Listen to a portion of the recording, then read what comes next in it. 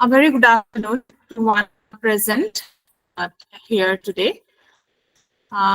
We are going to start today's lecture. Today we have amidst us Dr. Purabi Goswami. She is presently working as an assistant professor in the Department of English, Handique Girls College. Her total teaching experience covers a period of more than 16 years. She did her PhD on the translated works of Mamoni Roy Sam Goswami and has done a couple of translations of Assamese novels and stories into English. Besides that, she has an interest in women's writing and has published several articles and several research articles on the area on that particular area in UGC listed journal and peer-reviewed journals. So I welcome Dr. Purabi Goswami to deliver today's lecture, and the title of her presentation is IKS in the Context of Northeast India, Tracing the Literature. Dr. Purabi Goswami, please go ahead. Thank you. Thank you.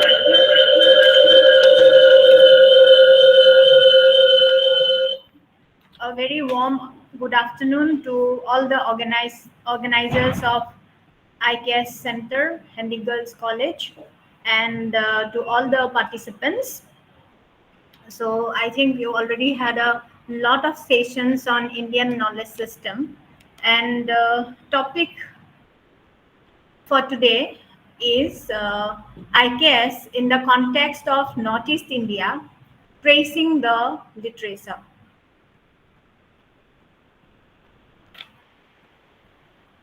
Just give me 1 minute.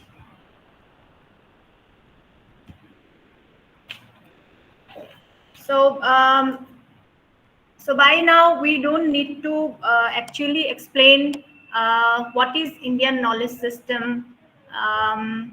You already had enough sessions, but I will talk about Indian knowledge system in a very brief manner, and I will call it the mainstream Indian knowledge system. Now, the mainstream Indian knowledge system, by which we understand or we think about the ancient repository of Indian knowledge, which we normally refer to, the Vedas, Puranas, Chanakya's Arthashastra, and all those texts. Now, that Indian knowledge system and Northeast connection, many of us, we already know it, but just for a refreshing, I would like to remind you that if we go to the meat, history, and religion of India, we know how Northeast was connected to that Indian knowledge system, and the character of Hirimba from the Mahabharata, who is said to be a demoness from the northeastern region, and we identify her as a Dimasa woman, and the Dimasa people, they introduce themselves as the descendants of Ghatotkaচ. That is one. Then we can come to Chitrangada, the Manipuri princess who was married to Arjuna. And this way we can establish many connections. And then when we come to the religion, then also we know about the Yogini Tantra, which was composed in Assam in the 17th century. And we also know about Kalika Purana, which was also the origin is traced to Assam. So this is how, with the mainstream Indian knowledge system, Northeast does have a connection. But today our discussion will focus on the knowledge systems which prevail among the multiple tribes existing in Northeast India. And so we will not talk about the mainstream Indian knowledge system so much, but we will talk about the indigenous knowledge systems which actually emanates from this place, the northeast region of India. But before I go to talk about the northeast, the indigenous knowledge system in northeast,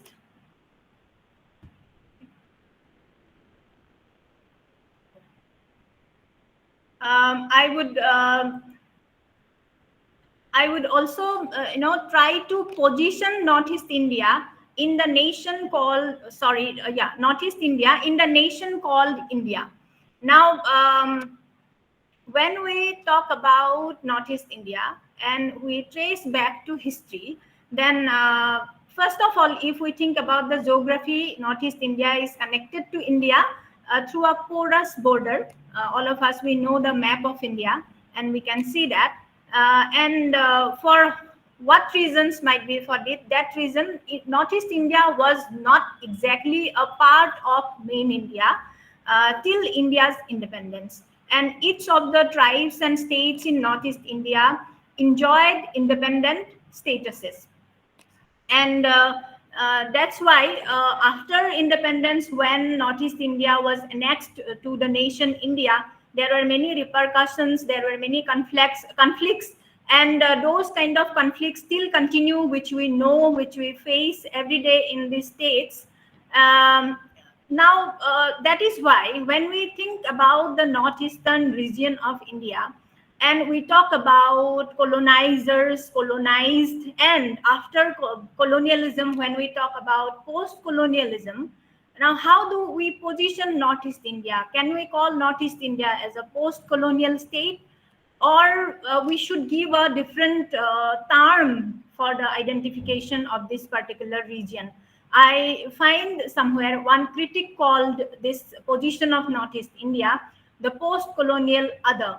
Perhaps that is a better term to know about the position of Northeast India politically and socially also.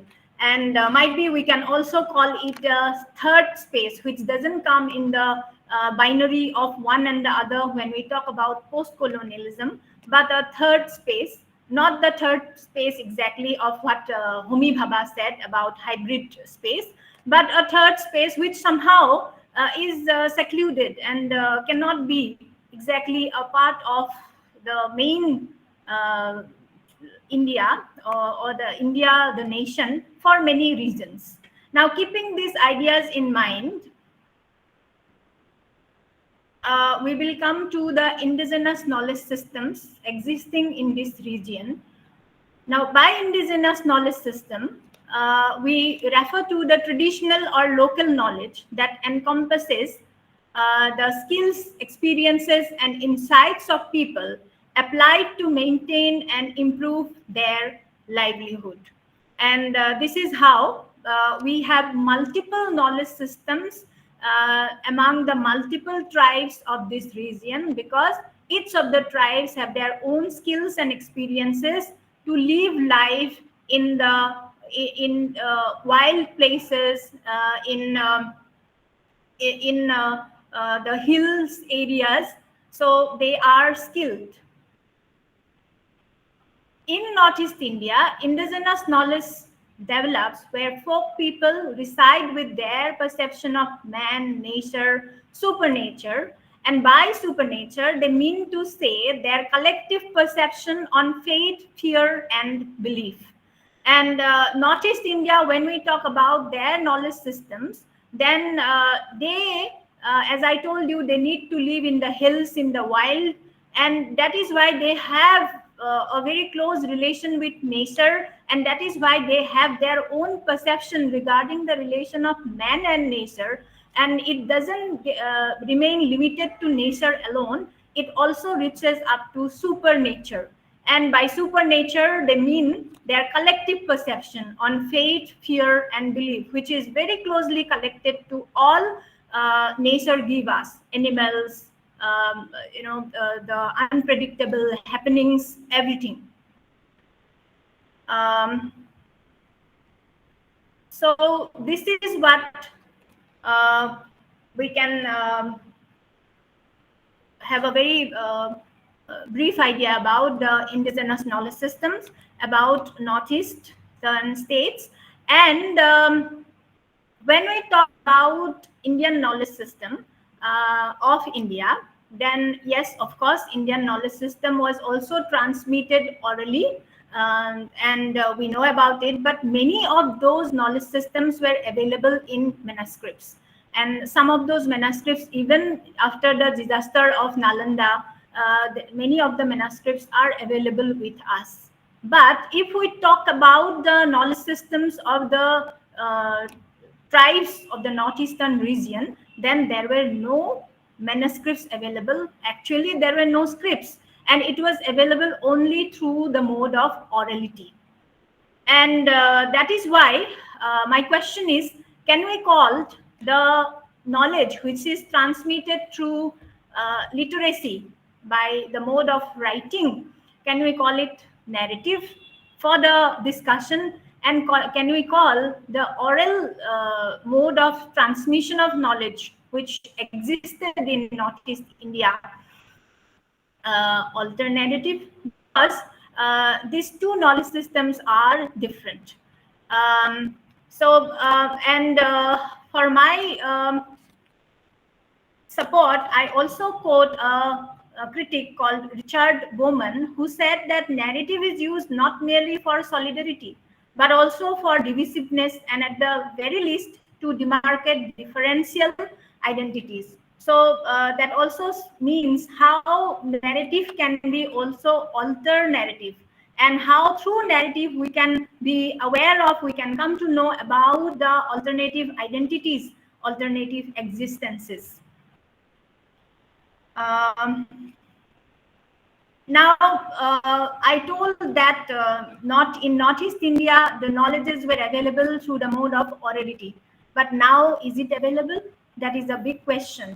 But one very good thing is done by the literature produced in this region, by the literary writers. And those writers are consciously giving the effort to collect that knowledge and to keep it in the form of books, and they are producing it in their creative works and also in their non-fictional works. Availability of that knowledge is the indigenous knowledge systems of the northeastern region, to some extent through the literature of this region. And as examples, first of all, I will talk about these two novels. I'll also give more examples. When the River Sleeps, written by Easterin Keel, a Naga writer, and The Legends of Pensam, about which we already, many of us know, Mamang Dai, a writer from the Arunachal Pradesh. Now, how we can consider these two texts as repository of indigenous knowledge? So briefly, I'll have to give you an idea about the novel, When the River Sleeps. The novel is about Billy. The main character is Billy, a man who stays in the forest, and he sees a dream repeatedly, which actually compels him to take up the journey to collect a charming stone from the river, and that is also a sleeping river. And the novel narrates Billy's journey, the very hazardous and troublesome journey through the jungles. But before that, who was Billy? Billy was a person living nearby the jungle from a hills area, and he was in love with a woman called Seno, in short. And Seno once died suddenly because of a fever, and she got that fever after her return from the jungle. So the people of the village, they interpreted that disease was actually, it was not a disease. Seno was possessed by spirits, and that is why Seno, after her death, was not buried in the village. She was buried in the jungle. And Willie was in deeply love with Seno, and after that, slowly he also starts to live in the jungle only. He builds a small hut there and starts to stay there. And after that, when his family members urged him to marry, he said that I have married the forest forest is my wife, and I am not going to marry. So he lives a solitary life in the village, in the jungle, in his small hut, and now he wants to take up the journey of achieving the charming stone from the river. And there are many things that happens in between, and somehow he is successful in collecting the river stone from the sleeping river, and he meets many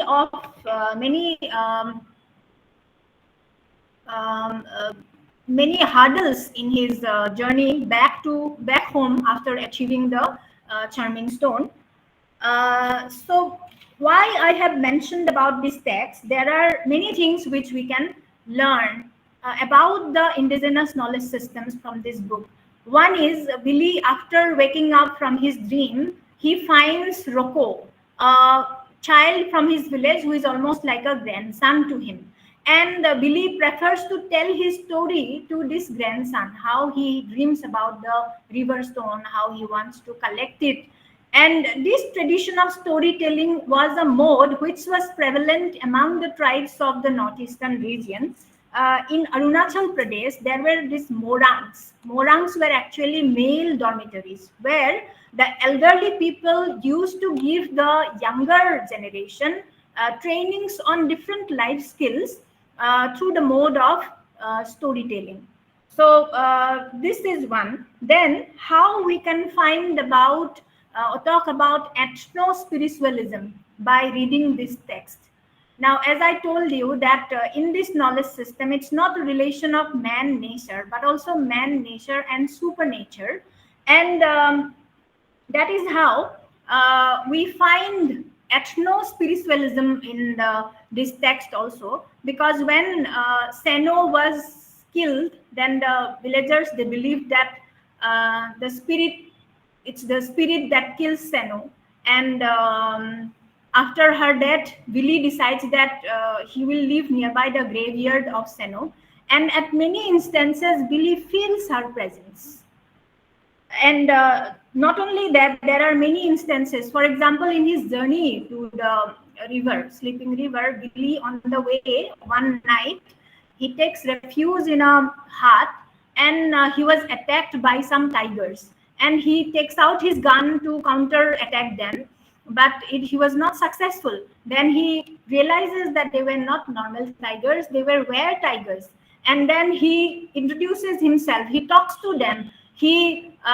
Where he was able to get rid of the were tiger by speaking therapy. He introduced himself, he talked about his ancestors, he talked about to which village and clan he belongs, and this is how he was exempted by the were tiger. So how these beliefs actually were so much prevalent, and how people lived within those beliefs.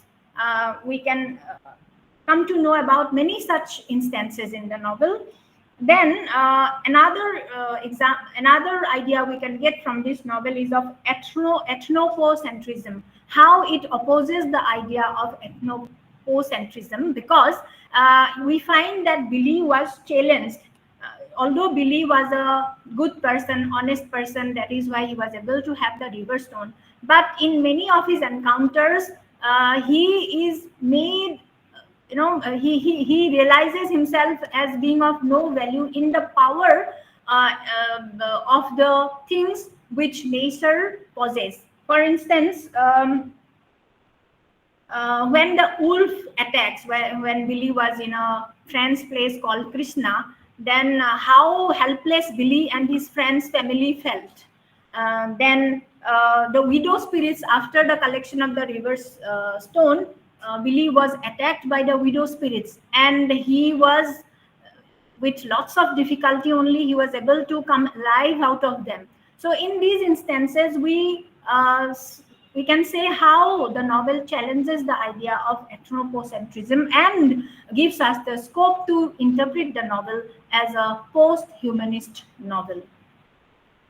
Then we can also, other practical skills that Billy possessed about weaponry, about household things that he gives offenses, he keeps his own paddy field.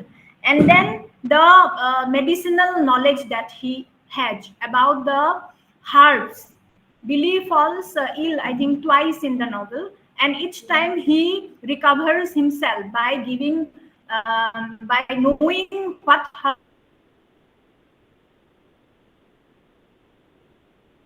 herbs to have, how to keep himself, what kind of water he should drink. So it's that knowledge which also the novel makes us to know. Again, coming to the next novel, yeah, this is a quotation which I have given from the novel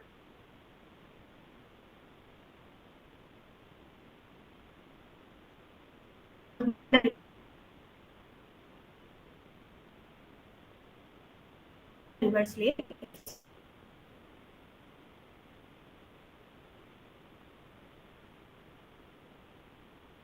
The next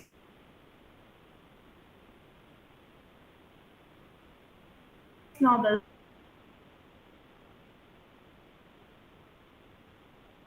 the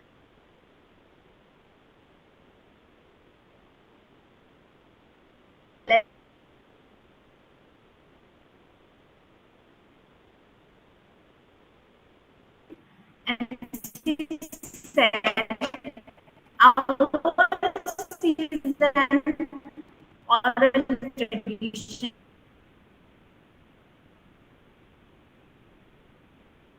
You know, I was trying to meet people and collect and record these oral narratives.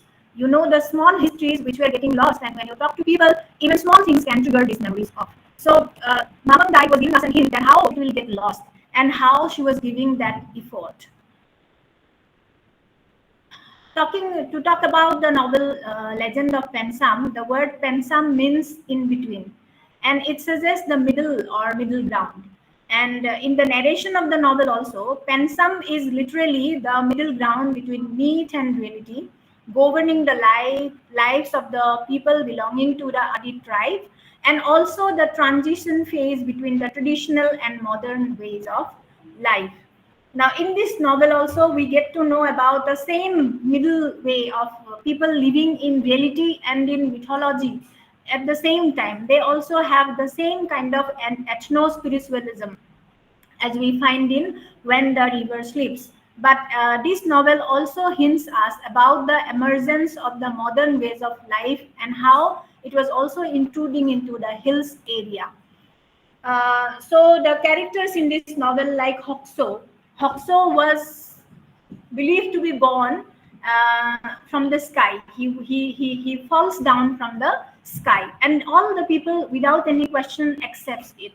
Now, Luther, Hoxo's father, who brings Hoxo from the jungle, he is killed in a hunting expedition, and he was killed by his friends only.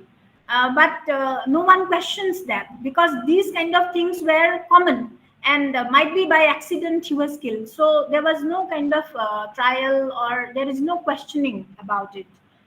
Then there is again another interesting woman character called Nenem, who was able to leave her English boyfriend because she is not ready to leave her place nearby the river, her native place. But when she has to leave her place, she is not able to tolerate it, and finally she dies. So it shows their attachment with nature, with the place, the native place to which she belong or they belong. Now, after these novels, we can talk about certain essays. Um, all these essays also give us good idea about the indigenous knowledge systems existing in this region. The rites in passing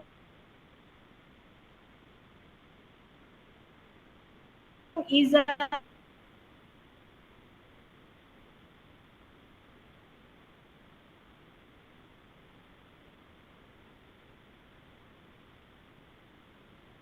Guwahati tribe, and he talks about how Nebo are the priests in Guwahati tribe, and how the Nebo were having a good amount of power because they were kind of religious beliefs they had, and how Nebo did have a good amount of control. We do get a very good idea about the religious system. by this essay. Next, Youthland, The Man-Eating Serpent, is an essay written by K.S. Nongkring from Meghalaya. And this again is about a serpent who eats men.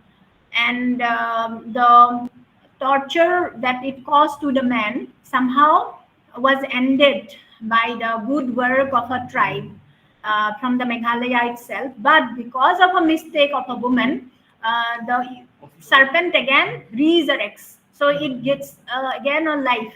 And that is why people nearby the Sohra area, Cherrapunji area, people still believe that Youthland exists.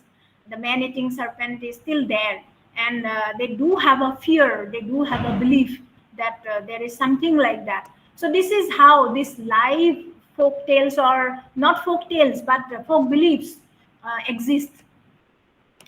The story of creation is a story of creation. It's from the Lepcha community of the Sikkim state, and the essay was written by Toshit Chopel.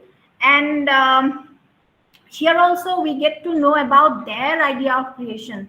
Now we know that in our Hindu mythology, Brahma is the creator. In Christian mythology, we know about the story of Adam and Eve, the fall of man, and all those.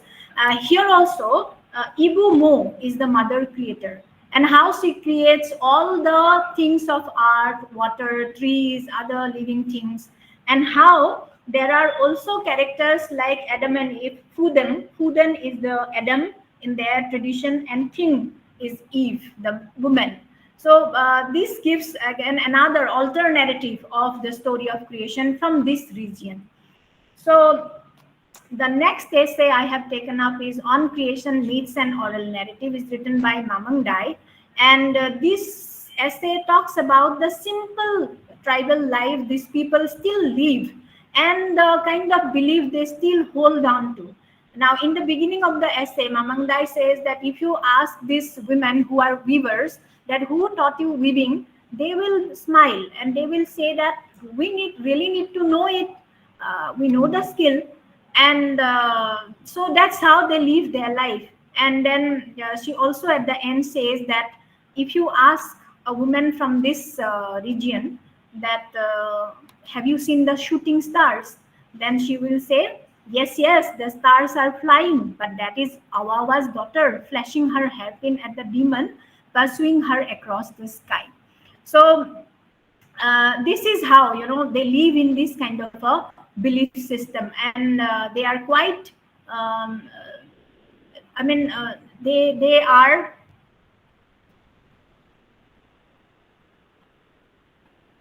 and they believed in those systems since ages, and this is how they survived in the wilderness. Now literature from the state of Assam also also exhibit or also project the tribal traditions. And if we have to take the names, then there will be a big list, but we can just mention that it starts, might be before that, I'm not so much, I haven't gone into a deep research, but Rajanikanta Bodoloi we know, Birendra Bhattacharya, Birendra Kumar Bhattacharya, then Rongbong Terang, Dhruva Bora. And coming to the present age, people are writing, all the writers are writing. Recently, I have read Gitali Bora's Didaula, which talks about the Dimasa tribe and their Didaula river, their songs. But for our discussion, I have selected these two stories by Monsuni Kondoli. There is a reason behind the selection, because these stories not only give us an idea about the indigenous knowledge system of these tribal people, but also what are the conflicts that is going on in this system or in this in the present context. The first story is Ra Bahar Sikmikoni. The story is about a woman called Momoko, who belongs to from a tribal area, or from a tribe of Assam.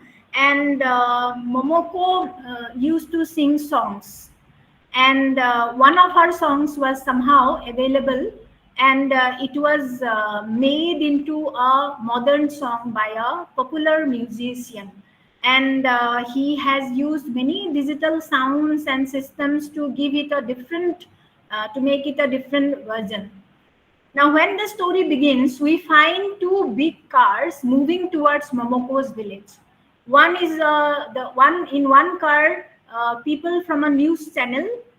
They are there because they want to cover the story of Momoko, and they want to, bring up the TRP of their news channel by breaking out the news that this person, this musician, has done plagiarism.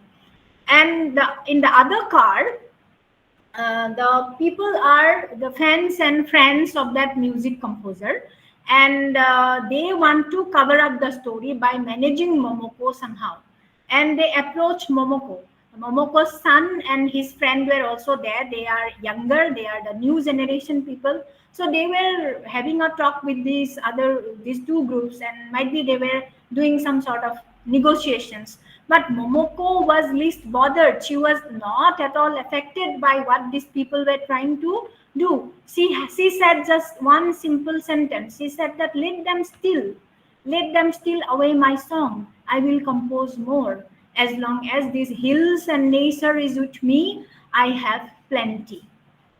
Now see, this is how, this is what they believed in, and this not only gives us the idea about plenty in nature, but also the contrast between modern and tradition. How corruption is there in our modern way of life, simplicity has been gone. And we can also bring in another idea called nature culture here, because how, when we talk about these traditional knowledge systems, how we actually need to learn this nature culture, which is practiced by these people like Momoko, where there is no demarcation between good, bad, honest, dishonest. They do not think about it, they are beyond it. And at the same time, how the inculcation of these values can actually help us in our practical life, which might also help us to live in a ecological balance with nature. The other story, The Black Magic Woman by Mosumi Kondoli, is based on a report, which is a true report made by a British officer, John McCosh. And John McCosh prepared this report after his long stay in Assam. And in the report, he wrote that all the women from the state of Assam are practitioners of black magic. They are black magic women, Mayabi and Mohini, all those terms. And that is how he prepares the report, and somehow sidelines this woman to a marginal position. And actually, Mosumi Kondoli was inspired by reading that report in one library of India, and after that she wrote this story. And in the story also we find John McCosh as a character, and how he is kind of repelled by the beauty and the mental power of these women in India, and because he was not able to actually accept them, because they were not the fragile, weak women which normally the people were used to accept, and that is why he was not able to accept them in the normal in their normal identity, and that's why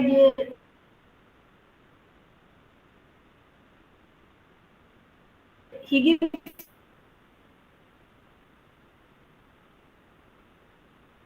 them this negative identity as the black magic women. Now, the interesting thing in the story is there are two in the city, our capital, Delhi, and she says that in Delhi, she has to face many troubles because she's a woman, and she is a woman from the Northeast. How she was troubled for wearing jeans and shirts, how she was troubled when she was alone in her back courtyard.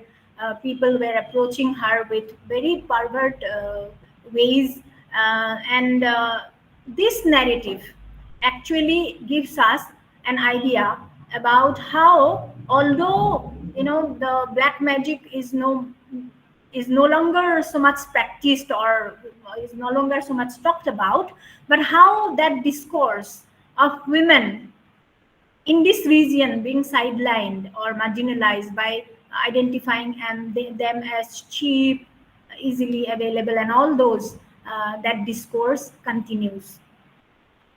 Again, at the end, I would like to go back to two very prominent writers from the Northeast, Temsla Au and Mamang Dai.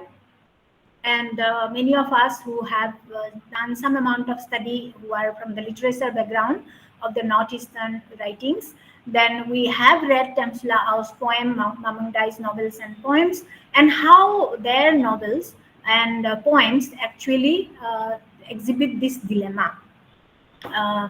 Dilemma of there are two kind of dilemmas they express. One is the intrusion of the Indian nation's armed forces. We all know about the special power given to the armed forces and the havoc that it has created in many of the northeastern states. And that is why there is a poem written by Temsla Au, and there she writes, these are some lines from that poem. Today I no longer know my hills. The bird song is gone, replaced by staccato of sophisticated weaponry. So it's that dilemma which actually knows these writers. And Mamang Dai also exhibit another kind of dilemma for not knowing about their origins, for not knowing about their own culture enough. And that's why in a poem called An Obscure Place, she writes, we do not know if the language we speak belongs to a written past. Nothing is certain. So this is how these writers express dilemma, and a crisis is there, which is quite evident. And Temsla Au herself, in one book, she said, the cultures of Northeast India are already facing tremendous challenges from education and modernization. Globalization in this sense will reduce identity to anonymity. So she was also fearing the loss of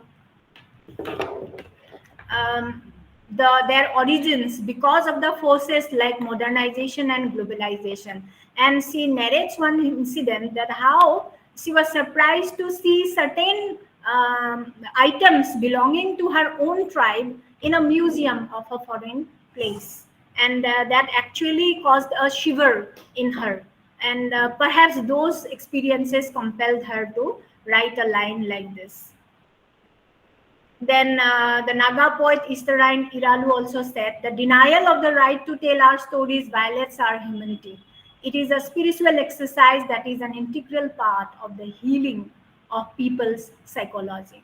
So how telling is related to healing, and how these tribal cultures since ages existed by that culture only, and now when they are tried to be silenced, what kind of a crisis they go through.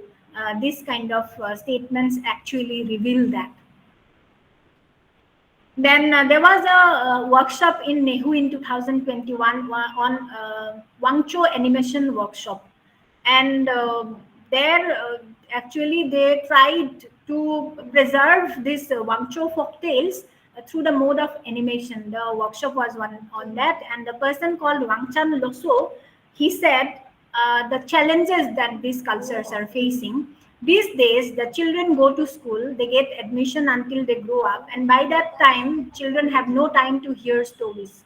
So these days, there is a huge gap between the younger generation and the as a people. So how these children, because they go to a modern school, they learn English and other languages, and they do not learn about their own cultures, how this gap is getting big, and that is a real concern of these writers. Mamang Dai also, in her river poem, she has included a poem called The Missing Link. So now the question is how we can collect, preserve, and project these systems as storehouse of knowledge in parallel with mainstream knowledge system existing in India. That is a question that is actually a responsibility of us. So I end my talk with this. Thank you very much. You can ask questions or suggestions, or you can add on with whatever I have said.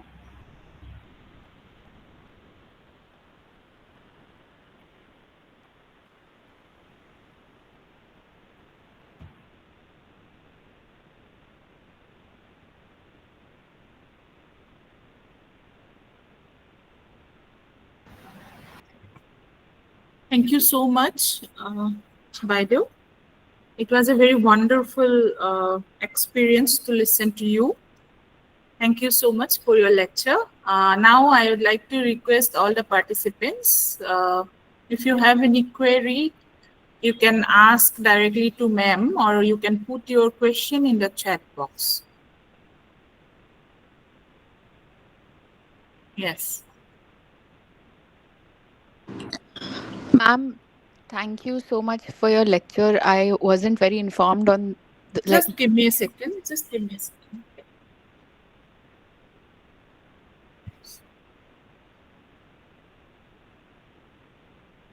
Yes, please.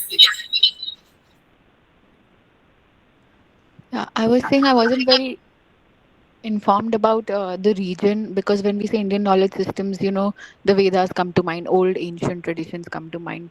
But you spoke of origin myths and how most of the literature is oral. So I just wanted to ask, is there any resource or a book which has now recorded these oral myths of origin, like from the ancient times? Because I would like to know more about that from the Northeast.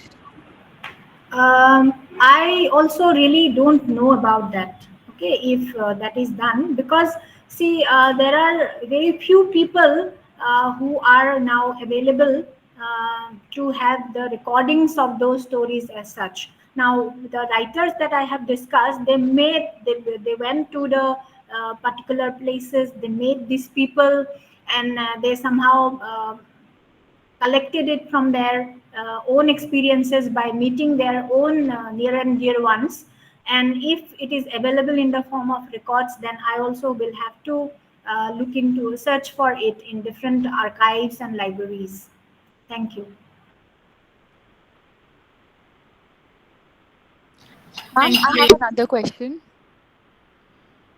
When we are speaking of Indian knowledge system, what is Indian? Is it like the geopolitical entity, or what is Indian? Because myths of creation, like you mentioned Adam and Eve, that is a Western concept, and then we have Brahma.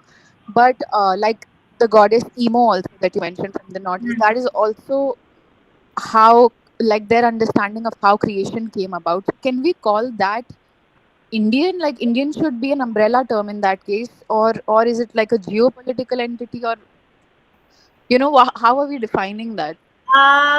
That is a question that I have actually posed through my talk. That do we call these narratives from the northeastern region Indian, and do we accept them as Indian? And can we not accept them? Because when we talk about Indian knowledge system, we talk about the Vedas, Puranas, and all those ancient rich heritage that we have. But can we also include this kind of knowledge system into the Indian knowledge system? That is the question actually I wanted to pose. That will perhaps enlarge the horizons of Indian knowledge system. Uh, do I answer your question, or there was another part of your question? No, ma'am, this is what I wanted to know. Thank Yeah, you. yeah, yeah. So, in your opinion, it should be more, enlarged and accommodate more, right?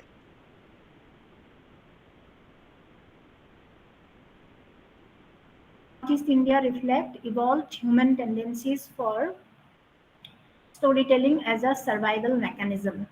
Um, I think I mentioned about it by referring to a Naga poet called Isterain Iralu, who says that this is how we survived. Telling stories can give succor, can give mental peace and psychological well-being.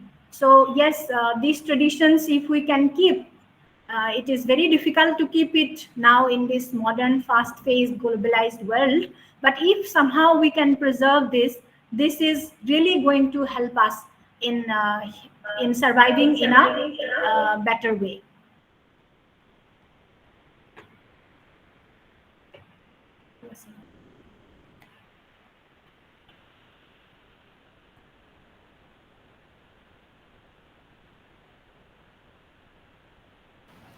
Thank you, Vedamini ma'am and Tipu Gosumatari. If you have any query, you can ask ma'am directly. Else, yeah, Tipu Gosumatari said, Thank you. That insightful lecture, Vedamini ma'am, very informative session.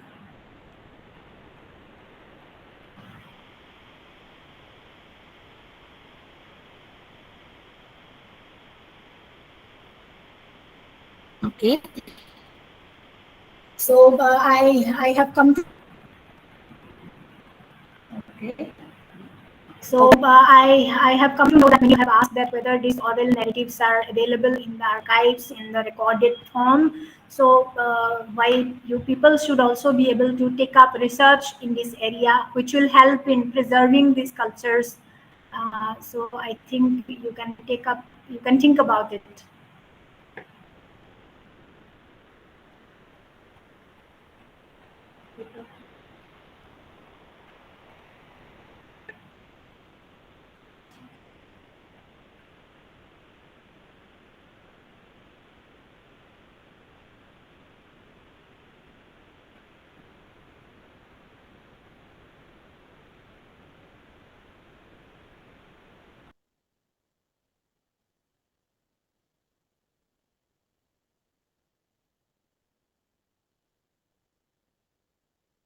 Then we can end the session for today.